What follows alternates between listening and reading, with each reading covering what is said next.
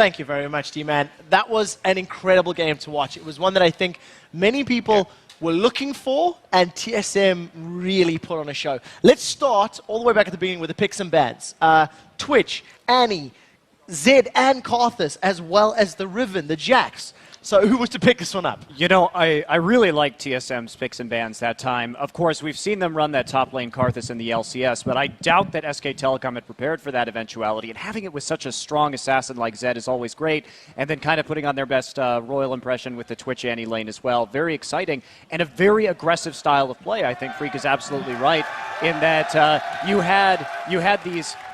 they were a little bit gun-shy with it in the mid-game. You are all in with that kind of composition, and if you're too late in pulling the trigger, it can really hurt you. And I'm also really glad that I finally see a good matchup against Corki. People generally play Ezreal, Caitlyn, Vayne. These are not good matchups for those champions. Like maybe Caitlyn a little bit early game, but you finally see Wild Turtle picking Twitch. It's really, and there's TSM chants going on in the background. Twitch is a skill matchup against Corki, where Twitch is in favor because he outscales. Twitch is...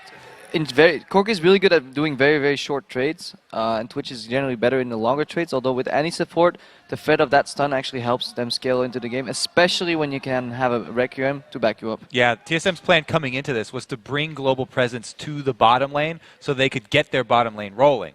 Thought they were going to actually bring more and even go with like the jungle Nocturne that they were thinking about, but when Elisa's up, you're going to take that away. Yeah, I guess what was great about SK Telecom's composition, though, and the way that they played it out, was the Bengi's level 2 gank with the red buff really caught Dyrus off guard.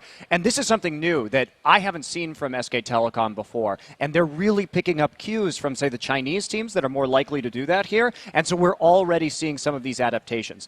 And, yeah, not only that, but they knew that by getting Jax a snowball, and if they could hold down Zed in the mid lane, the split-pushing threat would be unanswerable. And so they basically force TSM to all in them in a 5v4 situation. If you're watching for that and you can let Jax split push, for me, that's really where the tide turns right here. There was also something that I really liked from that game. It was pretty clear SKT really wanted to focus, first of all, getting Jax going and rolling, also trying to shut down Dyrus. We've seen a number of ganks. And the very first, or the second dive actually under the tower where Dyrus has managed to throw down that Requiem, pick up a double kill. Wild Turtle got a kill as well in that bottom lane. But one of the other things that stood out for me throughout the game was that in the first 10, 15 minutes of the game, TSM had very good dragon presence. They secured the first one after a good kill. They won a fight because, Impact simply wasn't there. They managed to pick up a kill onto Piglet and then secure the dragon. And it was very positive for TSM in that time frame. And they were dictating the pace of the game right there. At Impact decided, SK Telecom was not decisive enough. Should we push down this lane?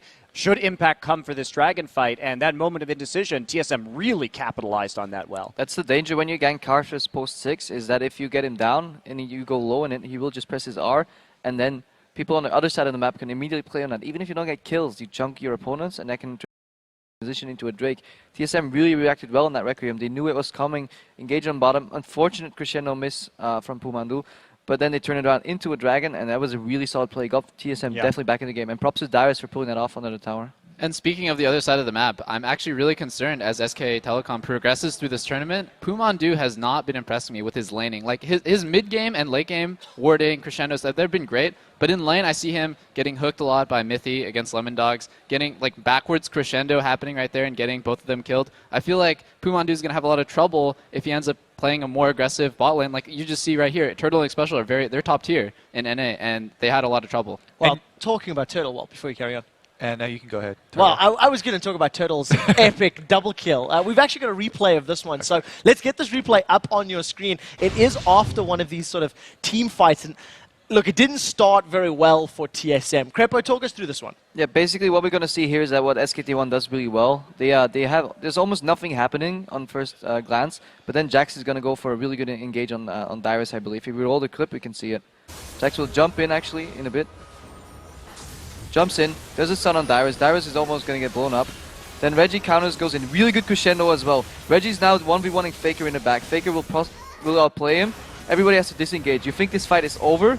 Reggie managed to get away. Unfortunately, mechanical screw up, gets into the wall, done. You think everybody's dead, but here comes Wild Turtle. He says, well, everybody just uses cooldowns, flashes the Jax E, and this is a hero play. This is why Wild Turtle is really damn good.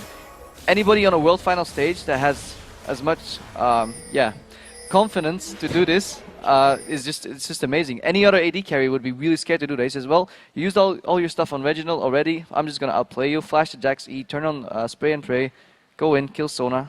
Too bad right after I think. Yeah, odd one chased into the river, kind of spoiled Turtle's happy birthday, but it was regardless a very, very strong play from Wild Turtle. The Flash and Blade of the Ruin King active were essential for them turning that around. And not only that, but we were all sitting here talking on the desk about the 3 melee champions that SK Telecom had, and that was a huge factor in that play because you could abuse that range in that situation pretty fearlessly that close to the turret. And that's why this game was so close, because of the mentality that you have when you're with those 3 melee carry champions. We even saw SKT diving a little bit too far because you have to commit with that type of team. If they didn't shut down Dyrus early, imagine if this game runs really stale early to mid game, and then later on, Dyrus could have got the Requiem's going to finish off the bot lane. Then late game, they would have had a lot of trouble. Having 3 melee characters, having to go through a Cardus, trying to get to a Twitch is really damn hard. So TSM definitely had a shot here.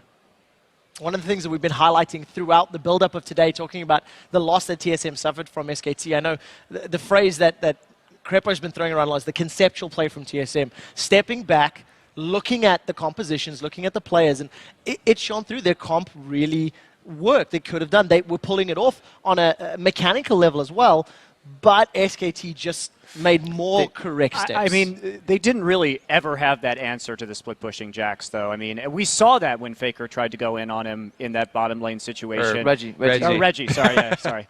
Reggie went down there on his Zed. Confusing Reggie with Faker now, Oh, jeez. Well, quickly, last thoughts, Crepo. Do you have anything to add before we roll on? I really like their conceptual play, although I think they make the mistake later. The fight that lost them the game, if you remember, Drake was done, moved into mid lane. That's really quick. But then TSM got pushed out of that lane.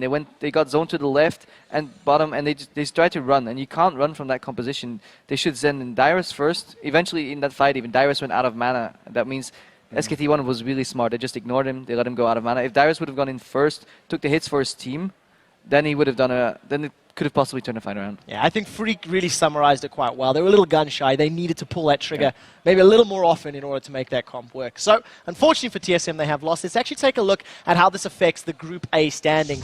OMG and SKT1 share that first place. However, SKT1 with that additional loss puts them 1 game behind. TSM are now 2 and 3. Gaming Gear and Lemon Dogs running out the table. I also want to add that this is not 100% tickets for TSM. If they win the rest and OMG lose, there is a possibility TSM can go up, but it's very, very slim. Guys.